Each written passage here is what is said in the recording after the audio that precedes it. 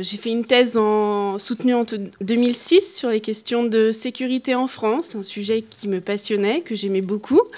Et puis, après avoir travaillé pendant 2 ans en indépendante, comme consultante sur ces questions-là, j'ai eu envie de faire autre chose, de rencontrer un autre monde professionnel, un monde de bureau d'études. Et puis, le hasard a fait que j'ai croisé le parcours d'une ancienne de l'Institut, Sylvie Vieillard, qui avait été formée aussi à l'école géopolitique, qui cherchait quelqu'un pour la remplacer dans son bureau d'études spécialisé en environnement et aménagement du territoire pendant un congé. Et je me suis dit, pourquoi pas? L'environnement, je ne connais pas. L'aménagement du territoire, oui, ça je vois un petit peu plus. En même temps que ma thèse, j'ai eu la chance de pouvoir enseigner à l'Institut, mais aussi dans d'autres universités. Je me suis dit, allons-y, prenons un défi intellectuel, voyons voir ce que ça peut donner. Alors, ça peut sembler un peu fou, mais je me suis dit, après tout, j'ai fait une bonne formation. Avec un peu de chance, je devrais m'en sortir. Projet un petit peu ambitieux. Et puis, je ne me suis pas trompée. J'ai rejoint une structure spécialisée dans l'environnement et l'aménagement du territoire depuis 2008. Et de chargée d'études, je suis passée aujourd'hui en tant que chef de projet et responsable adjointe de l'Agence Île-de-France avec 16 personnes dans mon équipe. Donc j'estime que c'est un succès. Et l'idée aujourd'hui, c'était de vous dire, voilà ce qu'on peut faire en étant passé par l'Institut géopolitique avec cette démarche Géopo.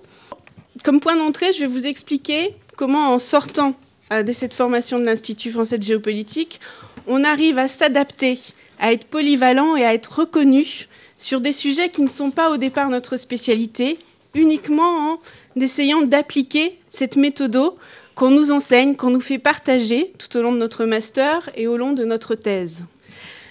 Quand je suis arrivée dans ce bureau d'études, en 2008, mon premier dossier, c'était d'accompagner des territoires, des départements dans l'ouest de la France pour la mise en place de l'éolien. Mes premiers dossiers, c'était permettre le développement de l'éolien sur des territoires en rédigeant, pour les services de l'État, des atlas paysagers devant permettre une cartographie des sensibilités et des vulnérabilités en vue de l'implantation de ces projets. Je vous laisse imaginer que les premières semaines, le monde de l'éolien m'était pour le moins étranger.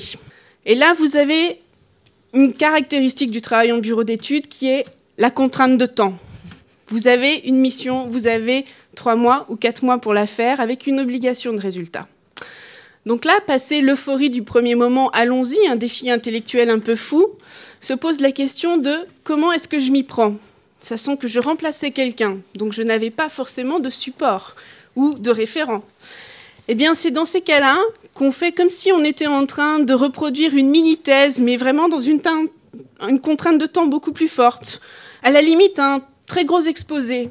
Et là, vous prenez appui sur ce qu'on vous a toujours répété, rabâché, qui est la connaissance du territoire. Je m'appuie sur mon territoire. Donc, qu'est-ce que j'ai fait? Eh bien, j'ai appliqué la même démarche que j'avais appliquée pendant ma thèse. J'ai fait du terrain. J'ai pris les baskets, l'appareil photo. Je me suis promenée sur mon territoire. J'ai observé. J'ai fait de la recherche bibliographique. J'ai compilé des données géographiques, des données socio-économiques, sociologiques, politiques, pour arriver à un diagnostic de mon territoire. Et une fois que j'ai commencé à mieux connaître ce territoire, ces territoires, j'ai pu commencer à faire un travail d'entretien, de rencontre avec les acteurs de ces territoires. Rencontre avec les collectivités, rencontre avec les associations, rencontre avec les riverains, plus ou moins favorables à l'idée d'avoir des éoliennes d'une douzaine de mètres de haut à proximité de leurs habitations. C'est là où la démarche géopolitique, une fois de plus, m'a été très utile. Dans la conduite de ces réunions, si je n'avais pas fait le travail de connaissance du territoire, ce travail minutieux d'identification des acteurs, de leur stratégie, de leur positionnement, tout cela allié avec une expertise environnementale où, par chance, là j'avais une équipe qui pouvait m'aider. Eh bien, c'est avec tout ce travail de fond que vous arrivez, même en n'ayant pas beaucoup d'expérience, à gérer ou à faire en tout cas au mieux dans une réunion publique. Donc cette première expérience, très courte, m'a confortée dans l'idée que la formation intellectuelle reçue, les outils méthodologiques, les ressorts intellectuels qu'on avait, la question des représentations dont vous avez si souvent entendu parler dans la formation géopolitique, c'était des outils précieux et qu'on pouvait les mobiliser, peu importe le type de projet. À chaque fois, cette démarche a été mon point d'ancrage. C'est devenu aussi, au fil des mois, une plus-value au sein de mon entreprise. C'est devenu un savoir-faire qui a été aussi apprécié par les donneurs d'ordre, par les clients, puisqu'on parle comme ça, hein, c'est une logique du monde privé. C'est devenu même recherché. Et petit à petit, alors que mon bureau d'études est spécialisé environnement, le cœur de métier, c'est l'hydrobiologie. C'est le suivi de la qualité des cours d'eau. C'est le suivi du milieu naturel. Nous sommes 220 salariés aujourd'hui. Les personnes qui font des dossiers réglementaires, qui vont regarder les études d'impact, la faisabilité d'un projet, que ce soit des grands projets d'infrastructure, ferroviaires, routiers, ou la création de zones d'activité, d'écoquartiers, d'écopôles, eh bien, nous sommes une petite trentaine. Et dans cette petite trentaine, nous sommes la moitié de géographes. Nous sommes 2 à être passés par l'Institut de géopolitique. Et nous sommes à peu près le même nombre, au fil des mois, à avoir su tisser un réseau et faire valoir des compétences qui nous ont permis de développer un nouveau type d'activité, à savoir l'assistance à maîtrise d'ouvrage pour des grands projets d'aménagement du territoire, que ce soit en région parisienne ou ailleurs en France. Alors, on peut être un peu à la marge des questions d'environnement, mais en fait, on n'en est jamais loin. Nous ne sommes pas, mon travail ne consiste pas à me substituer au bureau d'études spécialisé en concertation ou en communication. Non, c'est tout simplement une prise en compte du projet dans sa dimension dès le départ jusqu'à l'accompagnement de toutes les autorisations réglementaires. Donc c'est vraiment un travail au fil de l'eau avec une démarche politique. Je dis souvent à Madame Gibelin, quand je lui envoie quelques mails de nouvelles, la démarche géopolitique, je la pratique au quotidien. Et c'est vrai. Et c'est devenu une plus-value. Et c'est pour ça que j'étais d'autant plus contente aujourd'hui d'être parmi vous. Donc je cède la parole à mes petits camarades parce que je crois que j'ai déjà trop parlé.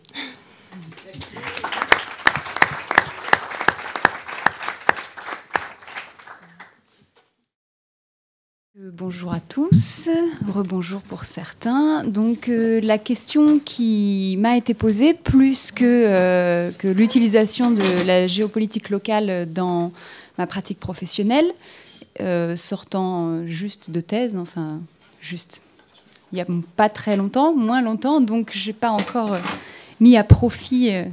Mais par contre, je vais vous montrer comment la géopolitique locale, cette approche, m'a permis de comprendre la gentrification de Harlem d'une façon différente que si j'avais fait de la sociologie ou d'urbanisme. Les questions que je me suis posées, il s'agissait pour moi d'identifier un territoire, les acteurs qui y agissaient et les enjeux qui guidaient leur stratégie. Il fallait que je trouve un centre d'intérêt, une entrée particulière. Est-ce qu'il y avait un conflit? Qu'est-ce qui se passait dans ce quartier? Souvent, la difficulté, c'est que là, on est sur des conflits locaux, des conflits d'aménagement. Ce n'est pas toujours forcément évident à identifier, moins qu'une guerre ou qu'une bataille. Donc, il fallait que je sache ce qui posait problème, si ça posait problème, et dans quelle mesure donc, la méthode de géopolitique pouvait me renseigner. Donc, la gentrification, c'est un processus. Et donc, je souligne ce mot parce que, du coup, de bien comprendre que c'est un processus, c'est un résultat, ça résulte de l'action des acteurs et ce n'est pas un phénomène spontané qui arrive dans un quartier par l'opération du Saint-Esprit. Donc, un processus de reconquête territoriale, et ça, j'ai pu l'observer donc à Harlem, à New York, comme je vais vous le montrer, par des classes supérieures qui, par une pression financière et culturelle, entraînent la transformation physique, sociale et culturelle, voire ethnique et politique, d'un territoire. Donc, mon territoire, c'était Harlem. Harlem, un quartier de New York, situé au nord de Central Park, au cœur de la ville, très très bien desservi par les transports en commun, donc très bien intégré dans la ville, mais aussi dans la région métropolitaine. Et puis évidemment dans le monde, avec 3 aéroports à New York. J'ai commencé comme Christelle vous le rappelait, on commence par du diagnostic et on fait des cartes. Enfin, dans mon cas, j'ai fait des cartes, j'ai fait du terrain et j'ai fait des cartes avant de pouvoir partir sur mon terrain, ce qui m'a permis de me rendre compte que Harlem, c'était une zone d'une concentration de pauvreté, qu'il y avait une concentration, alors j'ai pas mis toutes les cartes que j'avais faites, mais qu'il y avait une concentration d'un certain nombre de difficultés, de criminalité, etc. Et on m'avait dit, Harlem, c'est un quartier noir. Et donc, j'ai fait des cartes. Et je me suis dit, eh bien oui, Harlem, c'est un quartier noir, mais pas que. Et en fait, tout Harlem n'est pas noir. Donc ça, ce sont des chiffres qui m'aidaient à faire des cartes. Mais donc là, pour vous montrer l'évolution, en fait, une des questions qui se posait à moi, c'est que j'étais face à la diminution du nombre de noirs dans le quartier, à la fois en valeur relative et en valeur absolue. Donc on voit que rien qu'entre 1990 et 2010, les chiffres sont les mêmes, la population noire était passée de près de 90% à 65%. Et la trame de couleur montre la proportion des ménages dont les revenus étaient supérieurs à 100 000 $. Et on voit qu'on a une très forte, des ménages noirs, une très très forte augmentation entre 1990 et 2000 du nombre de ces ménages. Et donc cette carte allait complètement à l'encontre de ce qu'on entend et de ce qu'on nous raconte sur le phénomène de gentrification. Et ça complexifiait grandement la compréhension du conflit dans le quartier, puisqu'on passait d'un conflit interethnique à un conflit et social, et ethnique, et intra-ethnique. Enfin, voilà, ça complexifiait beaucoup la compréhension. Une autre carte me permettait... Alors c'est un des arguments de ma thèse, c'est de dire que d'une part, on a une gentrification noire, mais d'autre part, la gentrification de Harlem résulte d'investissements publics massifs. Et donc cette carte résumait une partie des investissements qui avaient été faits, des investissements au niveau fédéral, avec l'administration Clinton qui avait choisi Harlem accompagné de 9 autres quartiers en 1994 pour recevoir des centaines de millions de dollars pour faire une zone franche et développer des activités économiques dans le quartier. Concrètement dans l'espace, quand on parle de terrain et d'observation de terrain, la gentrification de Harlem, ça se traduisait par des commerces qui perdaient leur baux, ou leur bail, et des nouveaux commerces qui ouvraient. Là, j'ai pris la photo un petit peu provocatrice de American Apparel parce que c'est extrêmement nouveau et surprenant qu'un American Apparel puisse ouvrir aujourd'hui, enfin du coup c'était en 2010, sur la 125e rue, au cœur de Harlem, dans ce quartier noir, alors que cette marque de vêtements de Los Angeles correspond à une catégorie sociale qui est a priori très différente de la population du quartier. Un autre aspect de l'approche de géopolitique qui m'a beaucoup aidé à comprendre ce qui se passait à Harlem, c'était de prendre en compte les différents niveaux d'analyse. Donc, à l'échelle globale, ce qui ressortait, c'était que New York, ville mondiale, était en compétition avec de nombreuses autres villes. Et ça se traduisait concrètement à Harlem, par exemple, avec l'Université de Columbia, qui avait besoin de s'étendre pour rester compétitive parmi les autres universités et continuer à attirer les élites des étudiants, mais aussi les élites des professeurs. Parce qu'aux États-Unis, dans le système, c'est les professeurs qui ramènent l'argent dans les labos. Donc c'est important de les soigner. Et donc, ils aient des très très bonnes conditions de travail. Et même pour les étudiants, d'ailleurs, qui payent 50 000 $ par an leur année universitaire, hors logement. Voilà, c'est important que pour ce prix-là, ils aient ce qu'il faut comme espace pédagogique, etc. On est très bien ici, hein, je ne me plains pas. Donc, à l'échelle globale, la compétition entre les villes avait des impacts dans mon quartier, Harlem. À l'échelle métropolitaine, on assiste à un retour dans les centres-villes de population ce qui renversait le mouvement de suburbanisation des années 50-60, où on avait un étalement urbain et donc ces grandes résidences qui s'étalaient à perte de vue aux abords des villes, et en fait, qui avait été le résultat d'investissements publics, de grands travaux, de routes, etc., un investissement dans l'automobile. Or, là, on assiste à un retour en ville, notamment de classes supérieures et des classes professionnelles. Et à l'échelle locale, il y avait une multitude d'enjeux identitaires, de protection de territoire, etc. Et donc cette photo, là, pour conclure, qui synthétisait un petit peu tout ce qui se passait, puisqu'on avait à la fois sur ce mur une publicité pour des logements de haut standing qui s'adressent clairement à la classe supérieure noire. Et puis la bannière de la coalition d'associations qui implorait l'Université de Columbia de ne pas les exproprier, donc sur le mur de la station essence dont les propriétaires étaient justement en justice contre l'université, contre l'expropriation. Donc voilà, juste pour conclure, comment la méthode de géopolitique locale m'a permis de donner du sens à un conflit d'aménagement et notamment de repenser la production de l'espace de manière politique et avec des enjeux de pouvoir. Je vous remercie.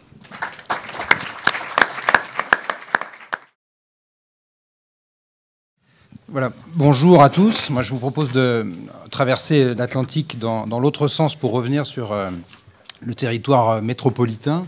Je me présente donc Guillaume Bouvier, je m'occupe de la communication sur les projets d'investissement de Réseau Ferré de France. Moi, mon histoire avec le CRAC d'abord et l'IFG remonte au siècle dernier, en 99, puisque j'avais fait un DEA à l'époque de géographie, enfin de géopolitique, mais qui était assez axé géographie électorale sur Villeurbanne, une commune dans son agglomération, avec toute une dialectique pour expliquer comment Villeurbanne était à gauche et Lyon était à droite. Et 2 ans après, Lyon a basculé à gauche, ce qui m'a pas mal appris en termes d'humilité. Mais j'avais contribué avec quelques autres au basculement de la ville à ce moment-là. Donc voilà, ce qui me donnait des armes pour mieux comprendre un peu cette logique d'agglomération. Ensuite, j'ai fait d'autres choses et je suis revenu à l'Institut en 2002. Alors, il s'appelait encore CRAG, peut-être. Toujours le CRAG.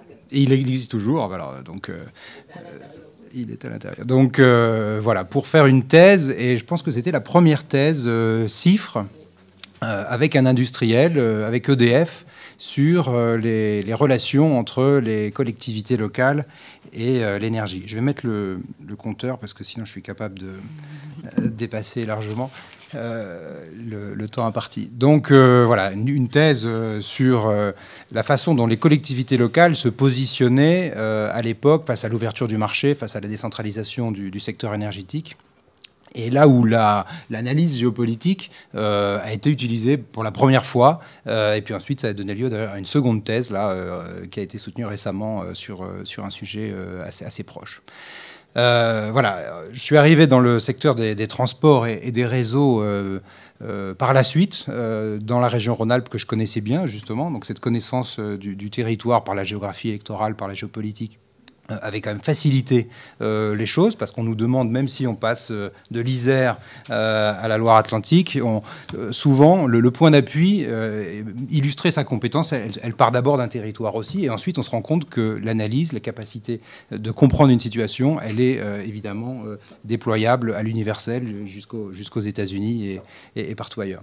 Alors ça, c'est une carte du réseau pour montrer qu'il n'y a pas que des grands projets, alors c'est dommage qu'on n'ait pas celle d'avant, mais et qu'il y a aussi quantité, là il y en a une centaine, d'opérations de modernisation du réseau. Quand on parle de territoire et d'implantation locale, on a quand même 30 000 kilomètres de lignes, dans tous les départements de France métropolitaine, et donc des opérations de grande ampleur, mais aussi des opérations plus modestes, mais qui constituent chaque fois un projet. Et ce projet a son cycle et peut, selon les étapes, bénéficier des apports de l'analyse géopolitique. Alors, je pense que vous avez parfaitement en tête ces 4 notions clés qui sont peut-être les seules que j'ai retenues, mais c'est les plus importantes de toutes ces années passées sur ces bancs: des territoires, des acteurs, des représentations et des rapports de force. Et avec ça, vous pouvez prendre votre valise et partir au bout du monde. Vous avez une grille de lecture qui fonctionne et qui vous permet, si vous êtes capable de délayer un peu et de lui donner un peu de... non, mais quand même un peu de consistance, parce que voilà, c'est la formule magique, ne la divulguez pas, même si elle est assez facile à retenir. Quand même, l'analyse, c'est bien, mais quand elle est tournée vers l'action, c'est mieux, quand, en tout cas dans une optique professionnelle, pour quand même avoir le pilotage de ce que l'on doit faire. Alors là, j'ai pris un peu des airs martiaux. Capacité d'analyse d'une situation comme un théâtre d'opération, bon, voilà, c'est prendre de la hauteur, c'est simplement l'acte de cartographier les choses, de voir où sont localisés les acteurs, les forces en présence. La photographie initiale, c'est une chose, c'est la première monographie de l'étude de contexte, mais ensuite voir que ces acteurs sont en train de se mouvoir, donc suivre les flux, les mouvements, les recompositions. Aujourd'hui, les réseaux sociaux sont d'autres territoires de contestation qui sont extrêmement intéressants parce qu'ils sont toujours liés quand même avec un territoire.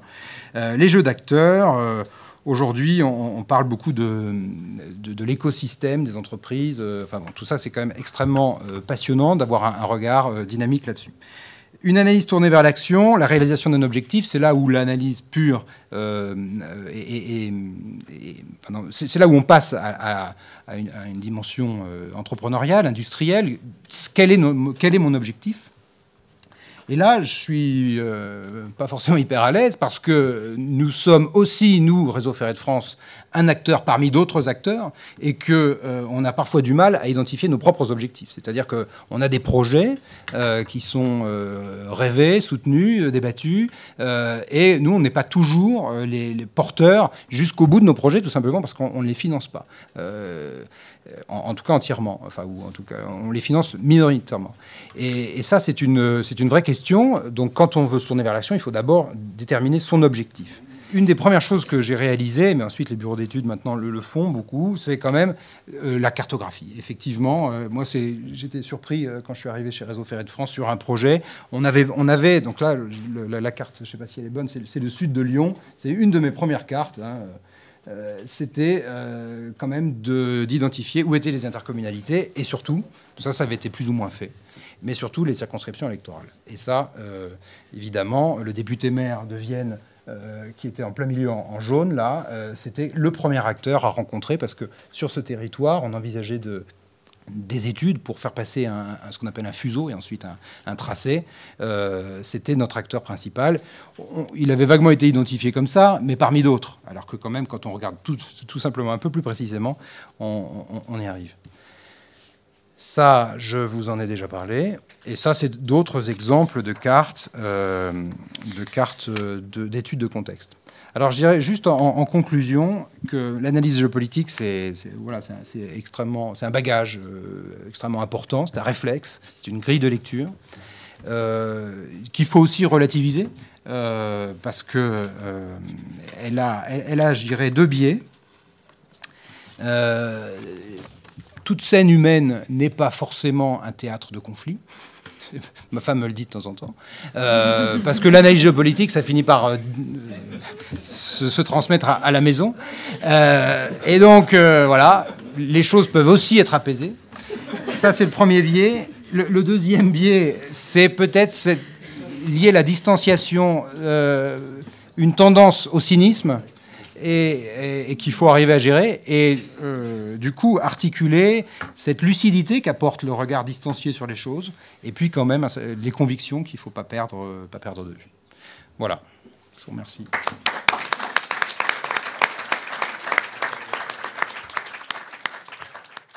Moi, je suis venu à Paris 8 à l'origine pour suivre les cours de Yves Lacoste et parce que je voulais travailler sur l'Afrique. Et j'ai découvert en prépa, j'ai fait une hypocagne, ma prof de géo m'avait fait lire Hérodote et j'avais découvert à l'époque que j'étais tiers-mondiste, sans le savoir. C'est-à-dire que j'ai découvert qu'il y avait un tiers-mondisme, que je l'étais et que ce n'était plus à la mode. C'était... Je vous dis ça très sérieusement. J'étais en prépa en 92-95. Et pour moi, c'était une expérience assez forte intellectuellement. Parce que, bon, il se trouve que par mon histoire, je suis né à Madagascar, mes parents étaient en coopération. Et je m'étais projeté dans cette nostalgie. Et c'est pour ça que je raconte cette anecdote sur le tiers-mondisme. Je m'étais projeté via cette nostalgie dans une volonté de retourner en Afrique, de travailler sur la géopolitique. Un moment où je ne savais pas comment choisir entre l'histoire et la géographie. Et la lecture d'Hérodote m'avait apporté cette révélation, mais en réalité, plus précisément dans le court terme, cette facilité de ne pas trancher et de dire « je vais faire la géopolitique, ça me permettra de ne pas choisir ». L'analyse géopolitique en tant que discipline universitaire va produire des analyses rétrospectives. Le rapport de force géopolitique, dans une démocratie, c'est le quotidien de la définition des relations entre les acteurs. Quand on dit rapport de force, ça n'est pas forcément une violence, ça n'est pas forcément un élément conflictuel. Le rapport de force, ça se construit, ça s'entretient, parfois ça se subit, parfois ça s'impose, mais c'est quelque chose que l'on peut maîtriser. Et l'analyse géopolitique m'a permis dans ce travail où on retrouve surtout des militants qui apprennent un certain nombre des techniques de la politique sur le tas, m'a permis une pratique, on va dire, professionnelle, rigoureuse, méthodique, avec une méthodologie pour parfois construire des rapports de force, parfois les entretenir, et puis parfois les comprendre après coup. C'est-à-dire que dans mon travail, l'analyse géopolitique, je l'utilise aussi parfois rétrospectivement pour comprendre un échec. Je voudrais insister sur deux choses en réponse à la question que vous nous posez. Qu'est-ce que l'analyse géopolitique nous a apporté en situation professionnelle ? Moi, il y a deux choses qui me servent toujours et qui ont aussi contribué, comme l'ont expliqué mes collègues, à une intégration professionnelle. C'est le rapport à la cartographie et les représentations géopolitiques, parce que ça, je pense que c'est le trésor épistémologique de l'IFG. C'est vraiment quelque chose de fondamental que je n'ai jamais vu approché par d'autres disciplines, parce que la plupart refusent deux choses, le rapport au territoire d'un côté et ce qui est consubstantiel au territoire de l'autre, c'est-à-dire la relation au pouvoir, puisque au sens strict d'une définition de bon vieux manuel de géographie, le territoire c'est un espace approprié. Et j'étais étonné de voir dans la bouche de Guillaume cette personnification du territoire qui devrait être bannie ici, tant elle est souvent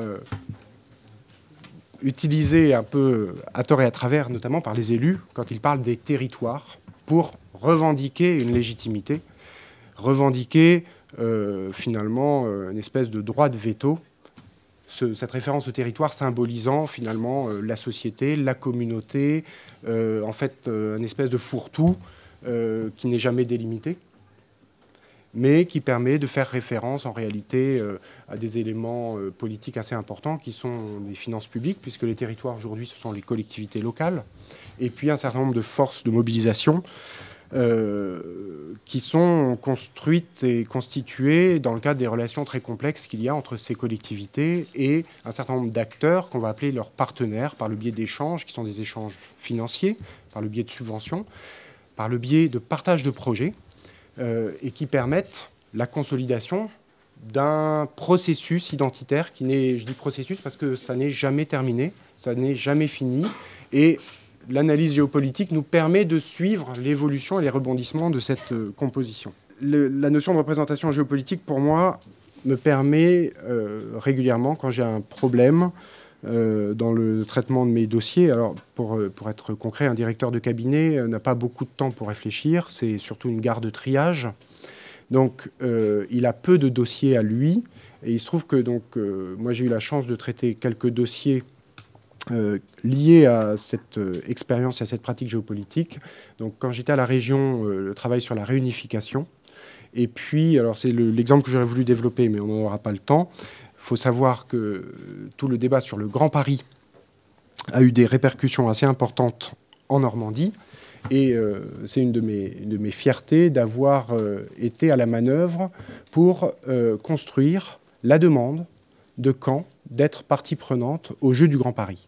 Et cette demande a eu une conclusion il n'y a pas longtemps avec la 3e réunion de l'Axe Seine, où Philippe Duron a été cosignataire de la résolution des collectivités sur l'Axe Seine. Travail qui s'est fait à partir d'une analyse géopolitique. Alors quand je dis analyse, on ne sait pas tout parfaitement à 100%. Il y a une marge de hasard. Des fois, le hasard nous sert, des fois, il ne nous sert pas. Mais il y a aussi un travail, et à partir du moment où on sait où on veut aller, où on sait comment on utilise les représentations géopolitiques notamment, on peut faire avancer un certain nombre de choses. Donc, je vais faire une petite conclusion. Je pense que la question sous-jacente, c'est qu'est-ce que l'analyse géopolitique apporte de plus que le reste? Parce que finalement, on a une formation comme une autre, on apprend, on a de la culture générale, on apprend à se comporter face à un problème. Moi, je pense que c'est une méthode, c'est aussi et surtout quelque chose qui n'a toujours pas été accepté totalement par les géographes. Et je suis désolé de revenir sur ce débat d'école, mais je pense qu'on le perçoit encore. Moi, je le perçois encore en tant que professionnel. C'est la relation aux politiques. Et je pense que c'est un vrai problème parce que cette relation aux politiques qui n'est pas assumée empêche les géographes de se faire reconnaître comme tels, comme de vrais acteurs de la construction des projets. C'est d'ailleurs assez étonnant de voir le nombre de géographes qu'on voit à des postes extrêmement différents, pour preuve que cette façon de penser l'espace, de penser un certain nombre de problématiques apporte quelque chose. Mais la relation au pouvoir, elle, c'est quelque chose de plus, et c'est la spécificité de l'analyse géopolitique qu'on retrouve dans cette notion de représentation géopolitique, parce que, et je voulais conclure là-dessus parce que c'est important par rapport à de où je parle en tant que directeur de cabinet pour un élu. Dans le monde politique, il y a beaucoup de militants. Les élus sont des militants. L'analyse des représentations, elle permet une chose que peu d'autres méthodes permettent, c'est qu'elle nous oblige à sortir de nos œillères de militants. C'est-à-dire que l'analyse des représentations, c'est d'abord l'analyse de nos représentations. Et quand je disais tout à l'heure qu'il m'arrive parfois de procéder à des analyses géopolitiques rétrospectives, c'est parce que des fois on a loupé des choses, parce qu'on avait nos œillères, on avait nos représentations et on n'a pas su en sortir. Voilà.